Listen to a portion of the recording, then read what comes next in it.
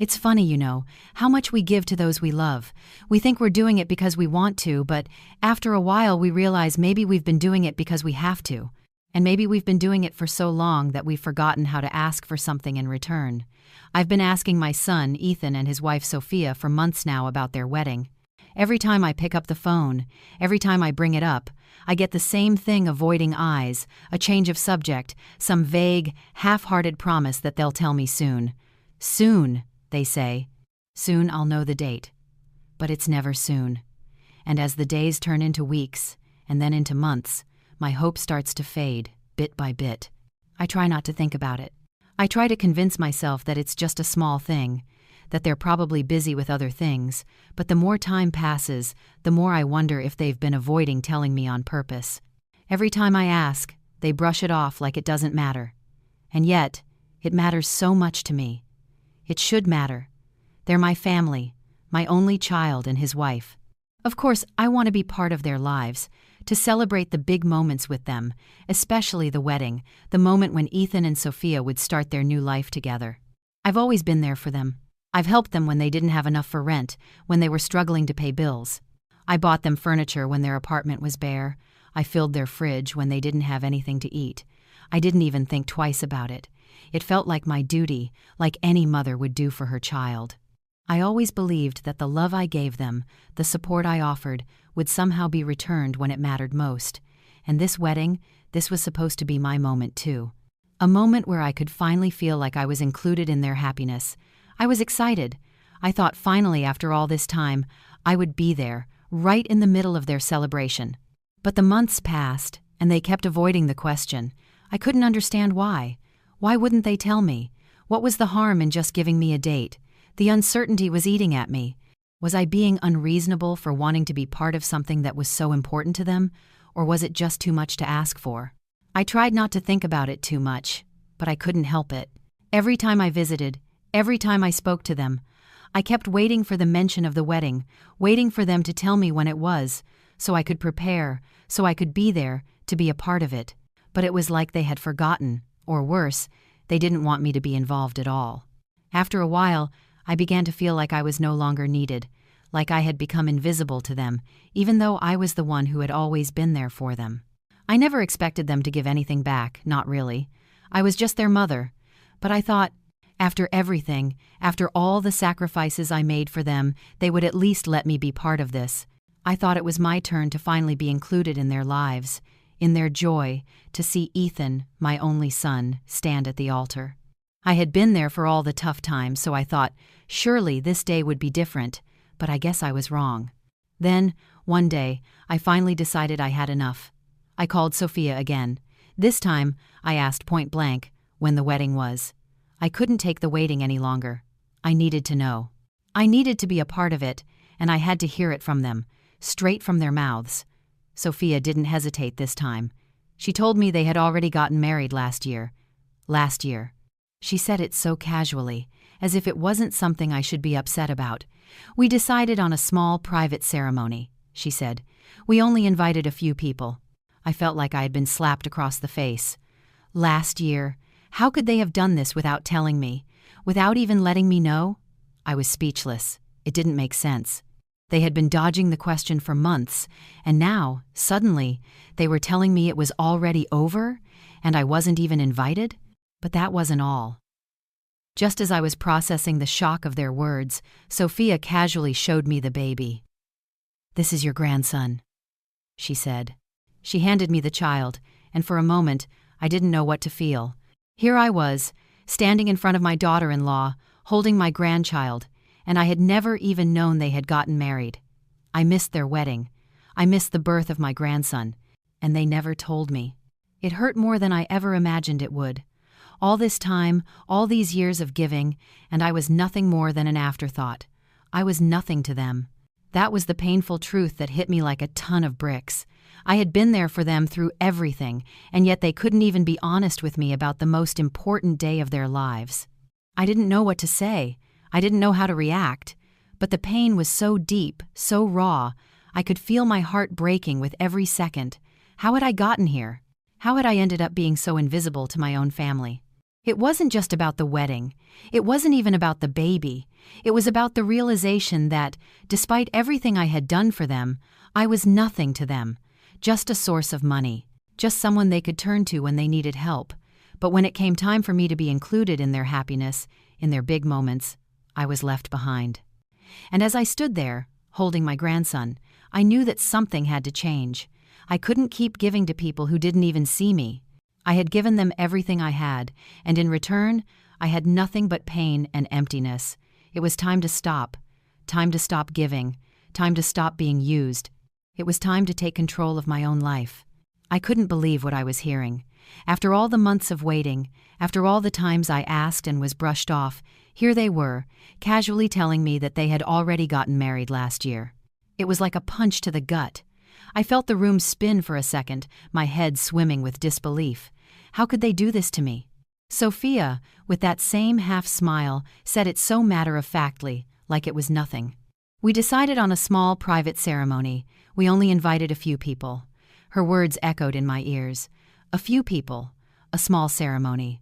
My heart sank even lower. They didn't just exclude me from the wedding. They didn't think I was worth even telling. I opened my mouth, but no words came out. I was stunned. My mind raced as I tried to piece it all together. How could my own son and daughter-in-law, my family, do something so hurtful? Was I just invisible to them? Had all the years of sacrifices meant so little?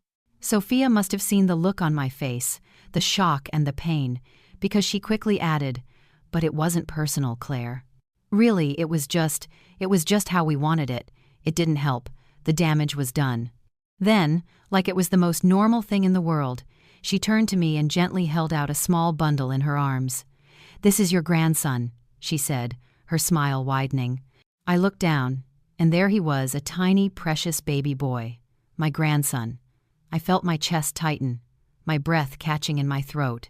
But it wasn't just the joy of seeing him, it was the crushing realization that I had missed his birth. I hadn't been there when he entered the world, when the most important part of my son's life began. They hadn't told me. I tried to hold the baby. I wanted to, really. But my hands felt numb, like they weren't my own. As I held him for the first time, I couldn't stop the tears from welling up. It was like I was holding a stranger's child, a child I should have been there for, a child who should have known me, but instead, I was an outsider left out of the most precious moments of their lives. Sophia was talking, explaining how much easier the baby's birth had been, how Ethan was over the moon, but all I could hear was the ringing in my ears, the quiet ache of being excluded from it all. Sophia continued to smile, oblivious to the pain she was causing me. "You'll get to see him more often now, Claire. I know it's been hard with everything going on, but we want you in his life." Her words stung more than she realized. They wanted me in his life now, but only after I had been excluded from the biggest events. I tried to smile, but it felt like a mask. I couldn't breathe. I didn't know what to say, how to react. I was supposed to be happy, excited even, but all I could feel was this overwhelming sense of being left out. My heart, so full of love for my son and this little baby, was also breaking. How could they do this to me? I looked at Ethan, sitting quietly in the corner, avoiding my gaze. He hadn't said a word about the wedding, and now he wasn't saying anything about his son either. I looked at him, hoping for something, an apology, some sign that he saw me, that he understood how deeply I had been hurt, but all I saw was silence. The tears came, not of joy, but of pain. I'd always thought I was part of their world, a special part, but now I realized the truth. I had been nothing more than a convenience to them, a checkbook to write from when needed, a reliable shoulder to lean on. But when it mattered most, when I wanted to be part of their lives, really part of it, they didn't even consider me. Sophia handed me my grandson again, but this time I didn't want to hold him. I didn't know how to pretend anymore. My heart ached too much. I was suffocating under the weight of the lies, the silence, the absence. My son had married without me, had a child without me, and never thought to tell me. Not once. I wasn't part of their lives, not in the way I thought I was. As I stood there, holding my grandchild, this beautiful little boy, who should have been the joy of my life, I knew one thing for sure. I couldn't keep pretending. I couldn't keep giving without receiving. They had taken so much from me, and I had let them. But not anymore. The shock of what I had just learned sat heavily on my chest. The wedding, the baby, they had kept it all from me. I had been there for them through everything, and yet I was left in the dark. I couldn't breathe, couldn't think straight. I felt so small, so insignificant in their eyes. I had spent my whole life believing that family was everything that love meant, being there for each other, no matter what. But now, standing there holding my grandchild, the truth hit me like a ton of bricks. I was just a resource to them. For years I had been the one they turned to when they needed help. When rent was overdue, when bills piled up, when they couldn't make ends meet, I was always there. I paid their rent without hesitation, bought them groceries when they were struggling to feed themselves, and even dipped into my own savings to help them get by. I did it because I loved them. I did it because they were my family. And family takes care of each other. But I never asked for anything in return. It never crossed my mind to expect anything back. I never thought I needed to. Love, I thought, was selfless. And I gave everything, my time, my energy, my money, without asking for a single thing. But as I stood there in their home, holding my grandson, and feeling more alone than I ever had before, I began to realize something. They didn't love me in the way I had loved them. They had taken everything I gave, but they had never really seen me. They hadn't cared enough to include me in the important moments of their lives. They had used me, not as a mother, not as a person, but as a convenience. I saw myself driving to the bank, withdrawing money to send them because they were behind on their rent again. I remembered going into the store, buying groceries for them when they couldn't afford to feed their child. I remembered buying them a new couch, new furniture, because their apartment was bare. I had sacrificed my own comfort, my own savings, all for them. There was the time I gave them $1,000 to help with the wedding expenses, something I thought would be a gift, something I thought would bring us closer together. But now, I realized, they didn't even think to invite me to the wedding. They didn't even have the decency to tell me when it was happening. I remembered the countless times they called me, asking for money for emergencies that always seemed to pop up. I didn't mind. I wanted to help. But in the back of my mind, I never asked myself, why was it always me? Why was I the one who had to carry the weight for everyone else? I had spent years quietly supporting them, hoping that one day they would realize how much I cared, that they would see me as more than just the woman who wrote checks. But instead, I had been taken for granted. I was the mother who showed up when needed, but never the mother who was loved and cherished. They didn't need me for anything but money. And when I needed them, when I needed to be there for the biggest events in their lives, I was invisible. I closed my eyes for a moment, trying to push the tears back. But they came anyway. I couldn't stop them, not when I realized the truth. I had given everything to them, and all they had given me in return was silence. It wasn't just about the wedding. It wasn't just about the grandchild. It was about the years of quiet neglect. It was about the realization that the love I thought I had been giving had never really been returned. A few days later, the phone rang. It was Sophia. I recognized her number on the screen, and for a moment, I considered letting it go to voicemail. I didn't want to hear her voice, not after everything, but something made me pick it up. Maybe I was hoping she would say something different, something that would make me feel like I wasn't just the woman who handed out money. "Hi, Claire," she said, her voice a little too sweet, a little too rehearsed. "How are you?" I didn't respond right away. I didn't know how to respond. What was I supposed to say? The last time we spoke, I was holding my grandson, my heart breaking from the weight of all the things unsaid. But instead of talking about any of that, instead of acknowledging how badly she had hurt me, she kept up the act. "Everything's fine," she continued, though I could tell from her tone it wasn't. "Well, there's just one thing. The landlord is threatening to evict us if we don't pay the rent by the end of the week." She paused for effect, as if waiting for me to fall for the emotional trap she had set. "We need your help again, Claire. We just can't do it on our own." I felt a familiar wave of guilt wash over me, but this time it didn't take hold. I knew this pattern too well now. They always had some kind of emergency, always a crisis, always needing my help, but never being there when I needed them. It had been the same thing over and over again. I stayed silent for a moment, my mind racing. I didn't want to help them. I didn't want to give them another dime, another ounce of my energy. Not anymore. But part of me still felt the tug, that old habit of jumping in to fix things. But then I remembered the wedding. I remembered the baby. I remembered how I had been shut out of both, how I had been used over and over, and how they never saw me for who I truly was. So, I took a breath, steadying myself. I needed to be firm. This time, I couldn't give in. I wasn't just their ATM anymore. I wasn't just someone to be used when things got tough. I replied calmly, "Didn't I tell you I only help special people?" The words hung in the air, and for a moment, there was only silence on the other end of the line. I could almost hear Sophia's breath catch, the realization settling in that I wasn't going to bail them out this time. Sophia, sounding flustered now, stumbled over her words. "Claire, please. I didn't mean..." Her voice broke a little, and part of me wanted to soften, wanted to listen, wanted to give in. But the more I heard her, the more I realized how many times I had done this before, given and given and given, without ever getting anything in return. So, I said nothing. I let her words hang there, the air thick with the truth of the situation. Finally, I spoke again. "I'm sorry, Sophia, but I can't keep doing this. I've helped you both so many times, but not anymore. You need to figure this out on your own. I've done enough." Before she could respond, I ended the call. The silence after I hung up was almost deafening, but for the first time in years, it wasn't suffocating. It wasn't a silence filled with guilt or regret. It was the sound of me taking control, of finally drawing a line in the sand.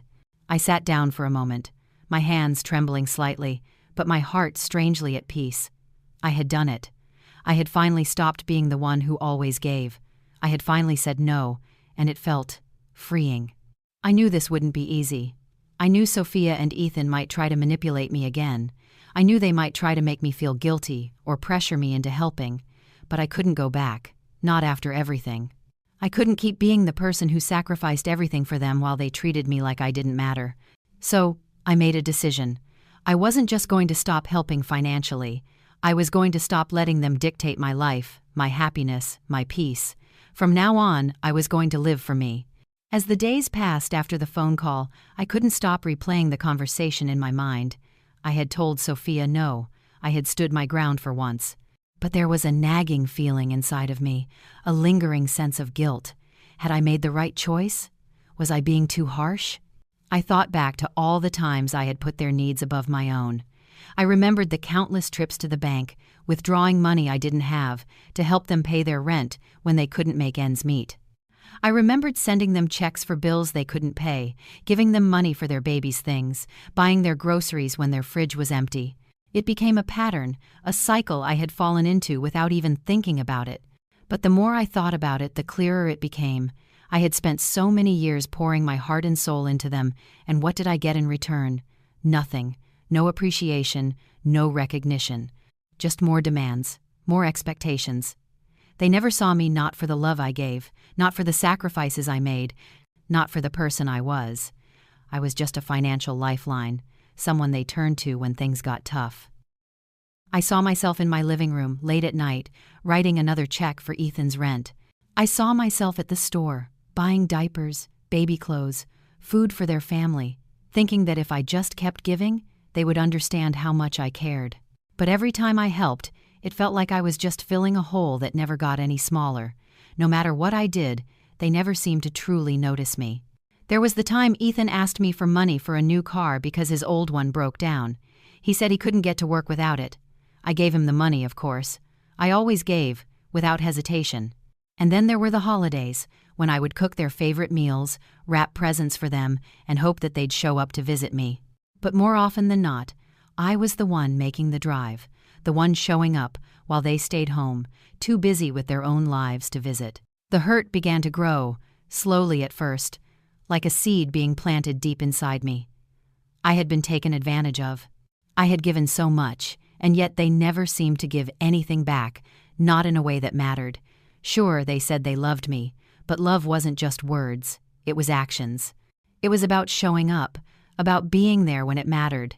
And for years, I had been showing up, but they hadn't been there for me. And that's when it hit me. I had spent so much of my life enabling them, bending over backwards to make sure they had everything they needed, even when I didn't have enough for myself. I was afraid of saying no, afraid of letting them down.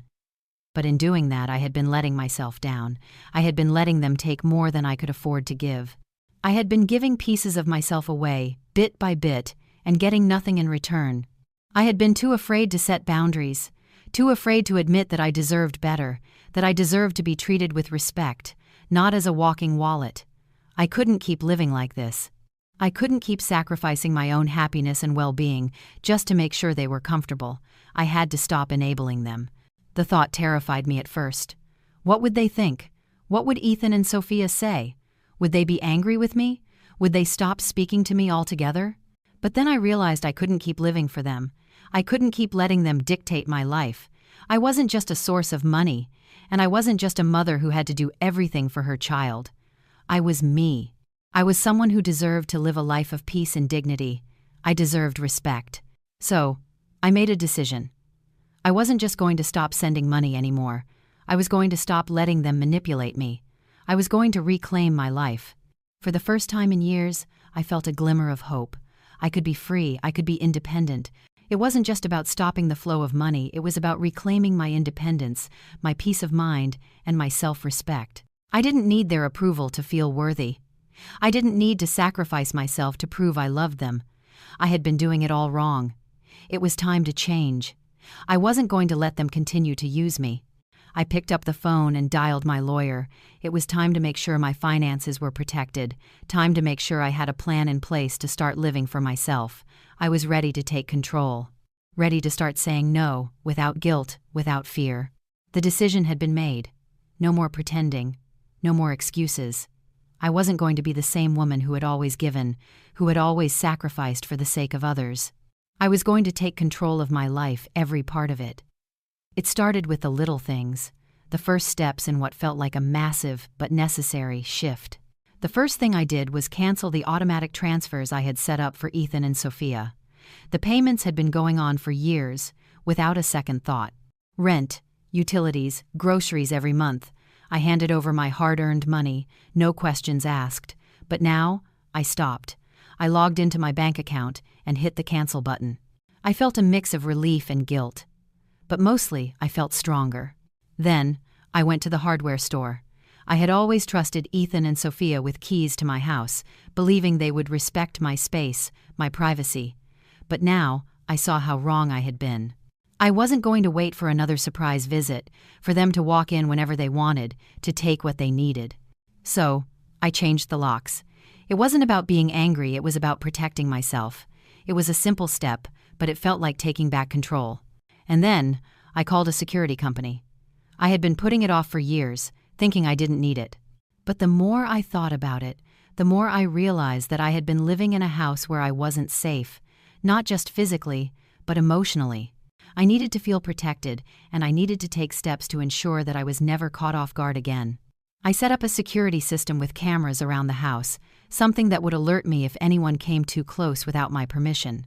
It wasn't just about the physical safety of my home. It was about me feeling empowered, about making decisions that were mine. Next, I called my lawyer. It had been a long time since I last consulted someone about my finances. I had never really thought I needed to, but after everything, I knew I had to be smart. I needed to understand my legal rights, especially now that I had drawn a line. Could they try to take me to court? Could they pressure me into giving them control? The lawyer reassured me. My finances were in order, and as long as I kept everything documented, there was nothing they could do. But the most important thing the lawyer told me was something I had been afraid to admit until now. I was in control. It wasn't about waiting for someone else to validate me. I had the power to make my own decisions. And with that, something shifted inside me. For the first time in a long time, I felt the weight of the world lifting off my shoulders. I was no longer bound by guilt or fear. I wasn't going to let anyone walk all over me anymore. This wasn't just about money. It wasn't just about the payments or the transfers. It was about my life, my time, and my future. I had spent so many years focusing on everyone else, on their needs, their problems, their crises. But now, I was focusing on me. For the first time in years, I felt like I was living again.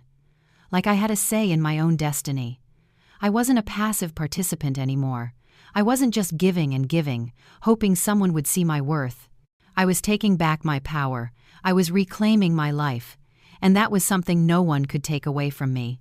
After that phone call with the lawyer, I sat in silence for a while, trying to wrap my mind around everything that was happening. I was scared, of course, but there was something else too, something stronger. A sense of resolve was beginning to grow inside me. I had spent too long allowing myself to be manipulated. Now it was time to stand up and fight. The next day, I met with my lawyer. She was calm and professional, reassuring me that what Ethan and Sophia were trying to do wasn't uncommon. This wasn't the first time a family had used financial exploitation to control an elderly relative. Elder financial exploitation, that's what they called it. I had never thought of it that way, but hearing her explain it like that made everything so clear. She told me that the law was on my side, as long as I could prove my competency, as long as I had evidence that I was capable of managing my finances and making my own decisions. They couldn't force me into anything. She advised me to start documenting everything. Every conversation, every letter, every transaction. I needed a clear paper trail to show I was not losing control, to show that I was still me. For the first time, I felt like I wasn't alone. She reminded me that people like me, people who have been exploited by those they love, weren't isolated. I wasn't some odd case. There were others who had gone through similar situations, and they had fought back and won. I could win too. But it wasn't just the financial side that I needed help with. My lawyer explained that I also needed to protect myself emotionally. Ethan and Sophia weren't just after my money, they were after my emotional stability, my peace of mind. I realized that everything they had done to me, every manipulation, every guilt trip, every time they had turned to me when things were tough, it was all part of a pattern. They had used my love for them to control me, to keep me in a place where I felt like I had no choice but to help. So, I decided to seek help. I found a therapist who specialized in family dynamics and emotional manipulation. The first session was hard. I didn't want to admit how much I had let them take from me. But the therapist listened carefully, nodding as I talked, helping me unpack the emotional toll this had all taken. She explained to me that what I had experienced was manipulation, pure and simple. She helped me realize how often they had used my own emotions against me, making me feel guilty for not helping more, making me feel like I was somehow failing them if I didn't give. I never thought of it that way. To me, helping was just what mothers did. It was natural, but I saw now that I had been enabling them, and by doing so, I had been complicit in letting them control me. My therapist's advice was simple but important: gather evidence. She encouraged me to document everything about my financial situation, my decisions, and my emotional well-being. The more proof I had, the stronger my case would be. I needed to show the world, not just the court, but everyone who I was, and that I was in full control of my life. She also suggested that I keep a journal. Writing down my thoughts and feelings would not only help me process everything, but also provide a record of my emotional stability. It would serve as evidence that I wasn't acting out of character, that I was making decisions with clarity and purpose. As I left the therapist's office that day, I felt a strange mix of emotions. There was still fear, still doubt, but there was also a growing sense of strength. I wasn't going to let them manipulate me anymore. I wasn't going to let them control my life. I was going to fight for my future, for my peace of mind. And I was going to make sure they couldn't take anything else from me. The more I thought about everything, the more I realized I couldn't just sit back and wait for this legal battle to come to me. I had to prepare for it. I had to make sure that I was ready, not just for the court, but for myself. So, I started documenting everything. I went through my bank records, pulling up every transfer I had made to Ethan and Sophia. Rent, bills, groceries, gifts, everything I had given to them was there in black and white. I started a folder, one that would show the full extent of my financial support over the years. But it wasn't just the money. I began documenting the emotional manipulation too, the times they made me feel guilty for not helping enough, the times they acted like I owed them something, the times I had to drop everything to be there for them, even when it was clear they took me for granted. I wrote down every phone call, every visit, every time they pushed me to do something I didn't want to. It was a hard thing to do, but I knew it was necessary. The more I gathered, the clearer it became this wasn't just about money. It was about control, and I had been under it for far too long. Every time I thought I was helping, I was really just enabling them to manipulate me, to drain me of everything I had. But now, I had the tools to show the world that I was not the problem. They were. As I continued to collect the evidence, I started to feel a sense of purpose. I wasn't just fighting for my finances. I was fighting for my dignity, my independence, and my peace of mind. And I wasn't going to let anyone take that away from me. But it wasn't just the documentation that was helping me find strength, it was the support I was starting to get from my friends and neighbors. For the first time in years, I reached out to the people around me. I told them what had been going on. I told them about Ethan and Sophia, about how they had excluded me from the wedding and the birth of my grandchild, about how they had been using me for years. To my surprise, my friends didn't judge me. They didn't make me feel like I was being unreasonable. Instead, they rallied around me. My neighbor, Eleanor, invited me over for tea and shared her own story about her daughter trying to take advantage of her. We spent hours talking, laughing, and crying about the things we had both endured. She reminded me that I wasn't alone in this, that there were people who had gone through the same thing and come out stronger on the other side. As the days went by, I reached out to more people, old friends, neighbors, anyone who I knew would listen.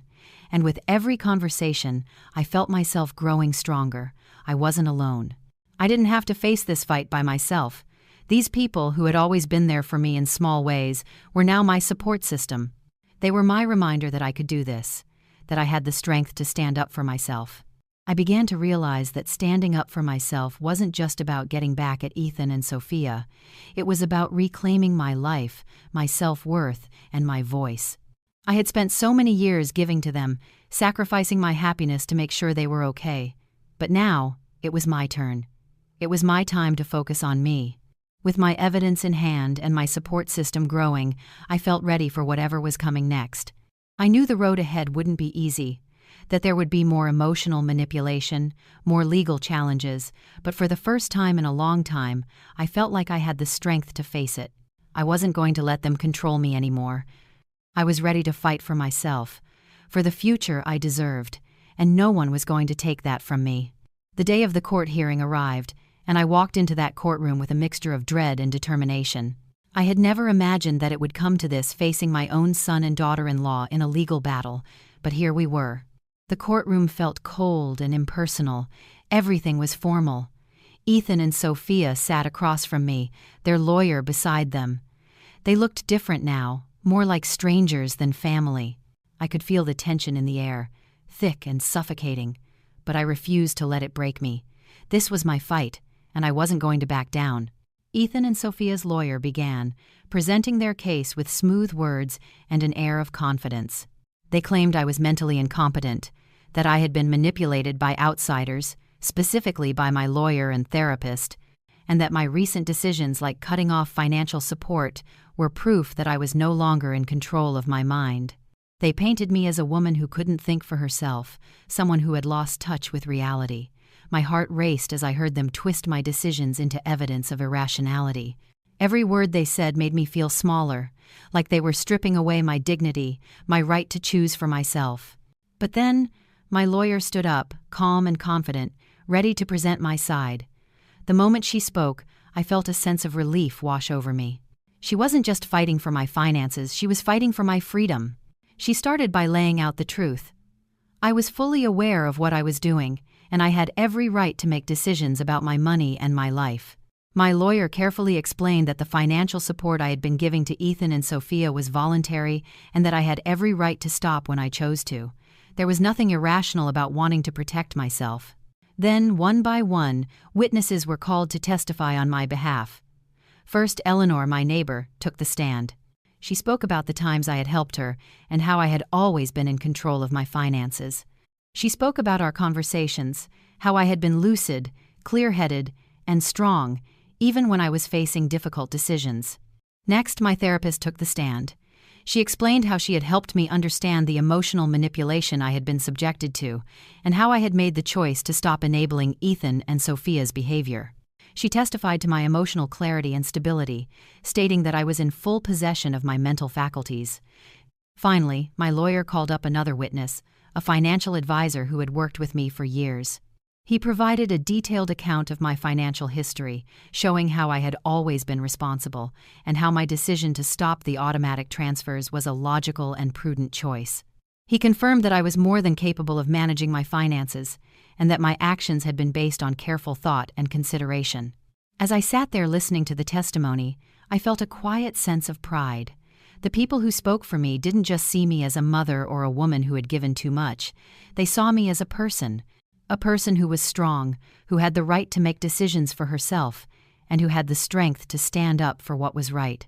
When it was my turn, I stood and took the stand, my heart pounding in my chest.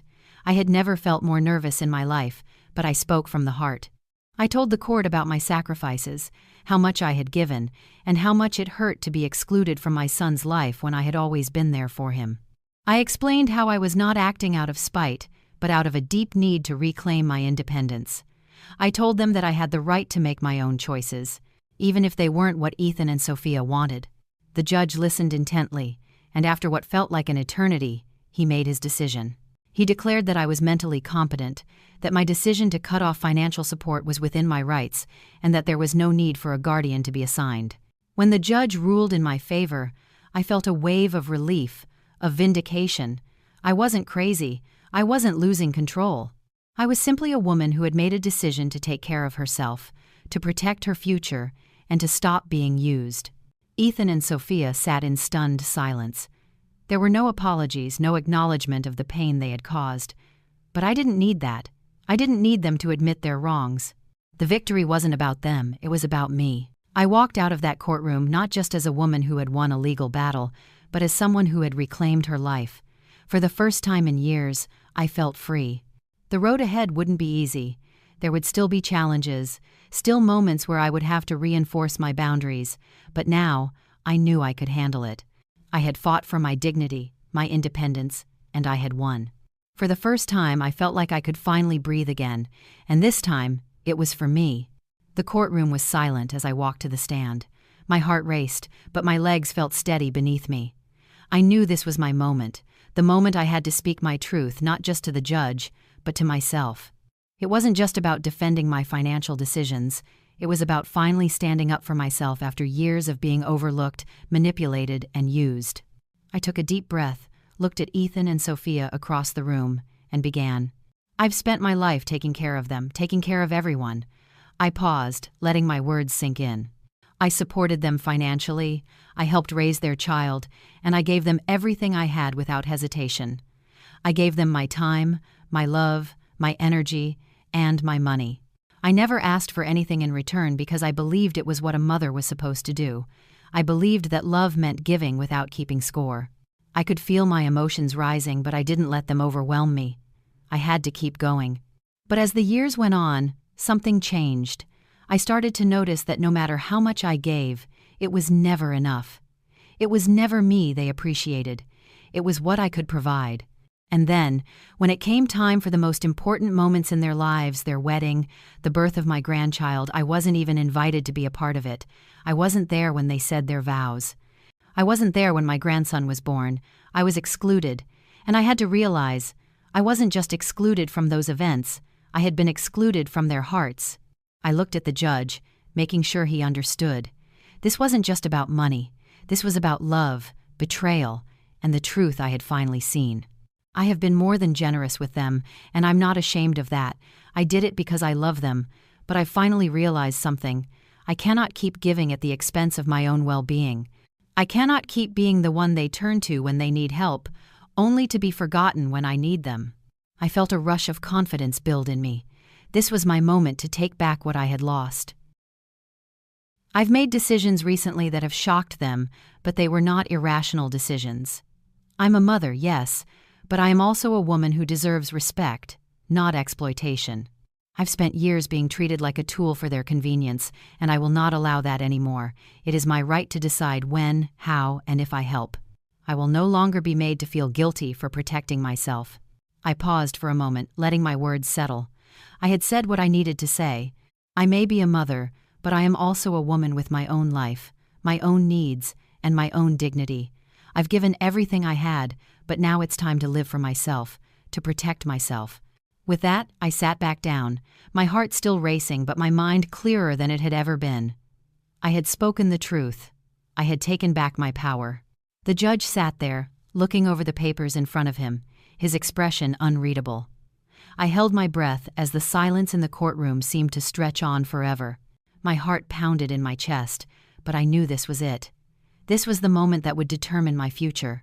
Finally, the judge looked up, his voice calm but firm. After considering the evidence and hearing all the testimony, it is clear that Claire is mentally competent.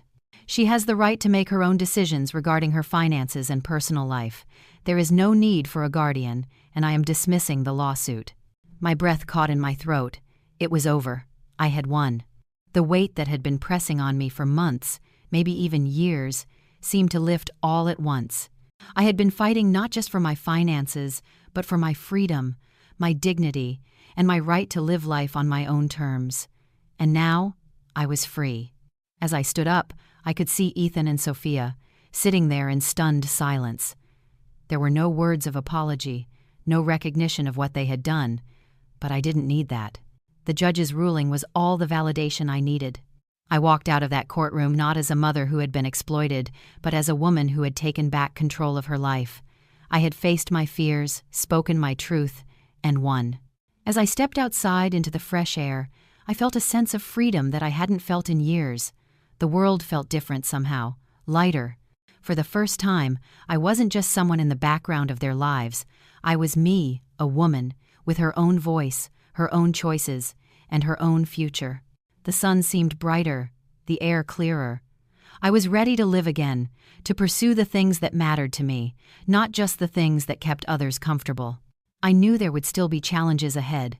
There would still be moments when I'd have to stand firm, moments when they might try to pull me back into their world. But I was ready. I was stronger now, and I wasn't going to let anyone take that away from me. I was free. I had reclaimed my life, and no one was going to take it from me again. It's quiet here now, in my own home. The noise of the courtroom, the tension, the fear, all of that is behind me. I sit in my favorite chair, looking out the window at the garden I haven't paid much attention to in years. The flowers are blooming, and the sun is shining, and for the first time in a long time, I feel at peace. I've spent so much of my life running around, taking care of everyone else, that I forgot how to take care of me. But now, I have time to rediscover the things I love. I've started reading books again, the ones that had collected dust on the shelf for far too long. I've gone out with friends, something I hadn't done in years, and I've laughed more in the past few weeks than I had in ages. There's a sense of freedom in this, in filling my time with the things that make me feel whole, not just the things that keep others comfortable. I'm reconnecting with myself, with the parts of me that I had set aside for far too long. And the best part? I don't feel guilty. For the first time, I'm living for myself, not for anyone else's expectations. I'm no longer the person who gives and gives, only to be taken for granted. I'm the woman who knows her worth, and I'm not afraid to protect it. As I reflect on everything that's happened, I realize just how far I've come. There was a time when I didn't think I had the strength to stand up for myself, when I thought my role was to give, no questions asked, and to fade into the background. But now, I see that love isn't about being used. Love isn't about being someone's safety net while you lose yourself. Love is about respect, mutual respect, for who you are, for what you deserve, and for the life you choose to live. I learned the hard way that true love cannot be bought. It isn't found in the things we give or the sacrifices we make.